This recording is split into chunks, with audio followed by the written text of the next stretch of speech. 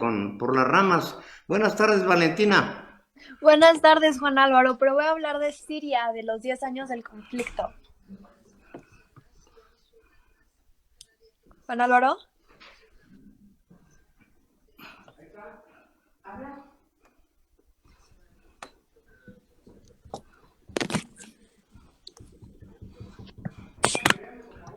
No, no te escucho, Valentina, pero adelante con tu colaboración que ya tienes hecha en lo que aquí ajustamos los controles. Adelante, por favor. Perfecto, muchísimas Ahí gracias. está ya. Ok. Adelante.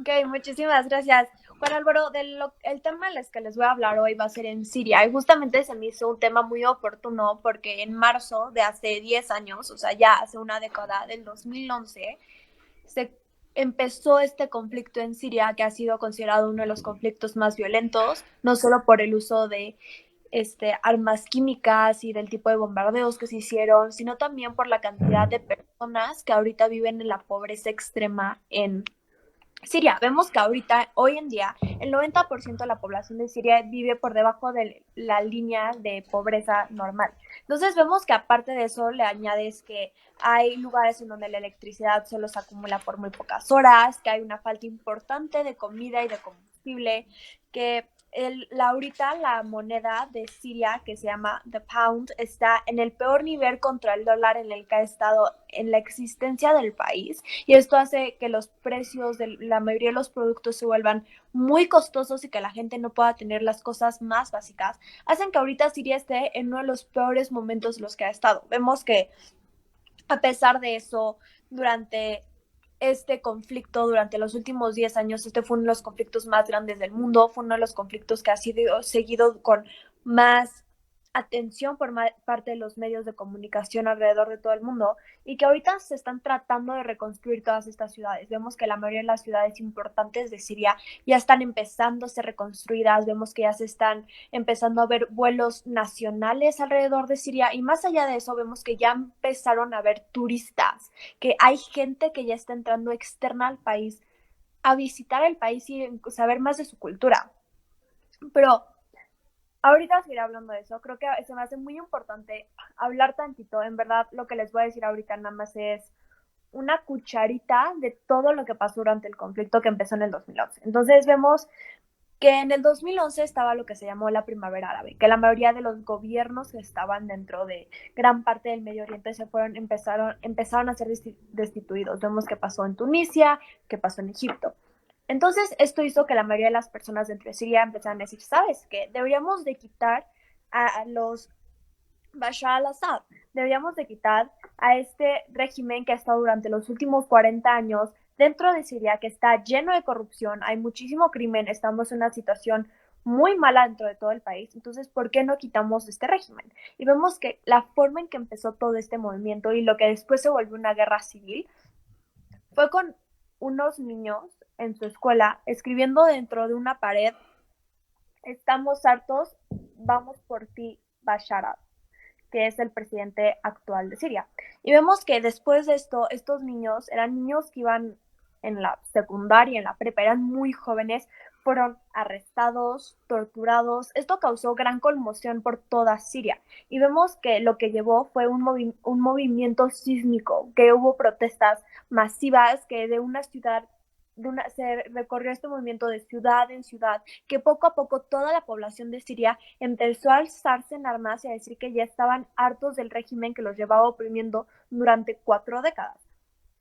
Entonces vemos que la forma en que empezó este movimiento fue una guerra civil. Eran los rebeldes contra el gobierno de Siria. Pero poco a poco empezaron a haber muchísimas más personas y muchísimos más jugadores que entraron adentro de esta guerra. Vemos que Estados Unidos, Gran Bretaña apoyaban a los rebeldes, pero al mismo tiempo a Siria lo apoyaba Rusia, Irán, y a eso se le añade que estaba el ISL, que básicamente es como ISIS, que estaba tratando de encontrar su propio territorio, pero vemos que en eso Turquía dice: no puedo tenerlos a este grupo terrorista tan cerca de mi frontera. Entonces Turquía también se mete y empieza a ser un conflicto internacional que crece y crece y crece y se volvió muy, muy fuerte. Vemos que la cantidad de personas que actualmente viven fuera de Siria, que son nativos de Siria, son 6 millones. Vemos que dentro del país hay 5.5 millones de personas que no tienen un lugar donde quedarse. Y durante años se han tratado de hacer acuerdos para la paz. Ha sido algo que se ha tratado de ver durante muchísimos ángulos, por muchísimas diferentes organizaciones, y justamente es ahorita también lo que está tratando de hacer la ONU. Ahorita, como ya había mencionado, no solo está Siria en uno de los peores momentos de su historia por la falta de comida y de recursos básicos para la mayoría de las personas, sino también vemos que el COVID no les ha ayudado nada. En general, COVID no le ha ayudado nada a ningún país que estaba en vías de desarrollo o que a cualquier persona que se estaba tratando de levantar de alguna situación, pero a Siria, que era un país que por sí ya estaba con unos niveles de pobreza masivos, que era un país increíblemente insalubre, el COVID no les ha venido a ayudar para nada. Vemos que la mayoría de las personas dentro de Siria viven en campos de refugiados. Entonces, tienes a personas en campos de refugiados que por sí ya son condiciones bastante complicadas y le agregas una pandemia mundial, Siria está en una situación sumamente complicada. Entonces, lo que decide hacer la ONU es agarrar a personas que son parte de los rebeldes, de estas personas que decidieron irse en contra del gobierno de Bashar al-Assad y a personas del mismo gobierno de Bashar al-Assad y decir, ¿sabes qué? Hagamos una nueva constitución y tratemos de volver a llegar a la paz, a tratar de hacer un nuevo acuerdo para poder recuperar este país, que hubo un momento en que fue una joya dentro del Medio Oriente. Vemos que en verdad no están como entre hablando y no hablando, funciona y no funciona, pero el problema es que el país, Siria como tal, geográficamente sigue estando muy dividido. Vemos que 2/3 del país lo controla el gobierno. Vemos que hay una ciudad importante que se llama Idlib, es el único lugar donde sigue estando la oposición. Vemos que los kurds, que también es como los sirios kurds son como una etnicidad dentro de Siria, también controlan parte de Siria, pero aparte de eso, donde están los kurds también están los americanos, porque ahí está el petróleo. Entonces vemos que hay varios intereses internacionales que se mueven dentro de Siria. Muchísimas veces se dijo que Siria era una proxy war, que lo que significa es que Estados Unidos y Rusia y varios países y potencias internacionales lo utilizaban como para meterse en guerra sin meterse en guerra realmente, que es algo similar a lo que se dice que se hizo en Vietnam con Estados Unidos y Rusia también. Pero lo más importante ahorita es que cómo vamos a hacer que estas personas, estos más de 11 millones de personas que ahorita no tienen una casa, un hogar, que están en condiciones verdaderamente horribles, insalubres, logren otra vez volver a sus casas, que Siria se vuelva a levantar como un país. Entonces vemos que la ONU está tratando de hacer una nueva constitución, que como tal el gobierno de Siria está tratando de reconstruir todas estas ciudades, aunque la mayoría siguen estando en ruinas. Pero yo creo que lo más importante es que la mayoría de los gobiernos que ahorita están metidos dentro de Siria por intereses internacionales se salgan, que dejen que Siria vuelva a arreglarse por sí mismo. Entonces vemos que es un conflicto masivo, lo acabo de resumir de una manera impresionante porque es un conflicto que ha durado 10 años.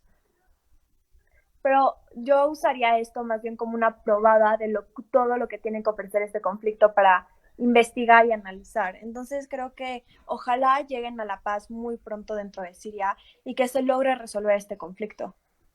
Terribles las condiciones que se prevalecen en Siria como en otras regiones del mundo. Yo quisiera, Valentina, que para la próxima semana hicieras un análisis de todas estas zonas de conflicto, la actitud que tiene, por ejemplo, Corea, la intromisión de Rusia, la situación de Irán incluso, y en relación con la actitud que tiene el presidente Biden sobre esta situación, en donde ya hemos conocido que se han dado incluso un intercambio de misiles, etcétera. Que profundizaras sobre esto y que hablemos a nuestra audiencia, que pues muchas veces consideran que eso está del otro lado del mundo y que de nada nos afecta, y no es cierto.